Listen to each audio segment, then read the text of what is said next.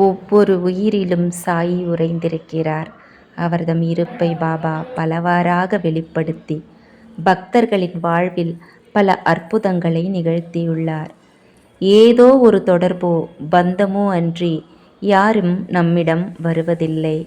அது மனிதனாக இருந்தாலும் சரி, மிருகமாக இருந்தாலும் சரி, நம்மை தேடி வரும் ஜீவராசிகளுக்கு நாம் உணவளிக்க வேண்டும் என்பதே பாபாவின் விருப்பம்.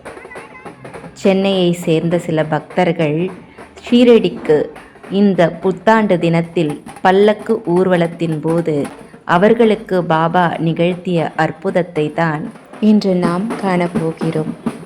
தன்னை நினைத்து உருகும் பக்தர்களின் உண்மையான பக்திக்கு தன் அன்பை நெகிழ்ச்சியை வெளிப்படுத்தவே பாபா இந்த ரூபத்தில் தோன்றினார் போலும்.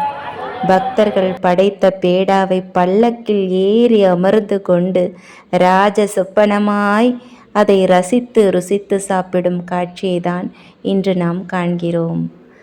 அவர்தம் இருப்பு எப்பேற்பட்டது! அவர்தம் காட்சி காண கிடைக்காதது!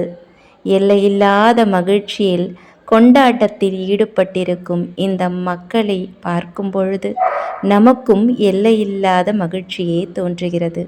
சாயின் ஆசிர்வாதம் இவர்கள் அனைவரது இல்லங்களிலும் நிறைந்திருக்க நாம் பிரார்த்திப்போம். ஷீரடியின் வீதிகளில் எடுத்துச் செல்லப்பட்ட இந்த பல்லக்கு பம்மல் ஷிரடி சாய்பாபா கோவிலை சென்றடையவிருக்கிறது. சாயின் அருள் எல்லோருக்கும் கிடைக்கட்டும். ஜெய் ஜெய் சாய்ராம்.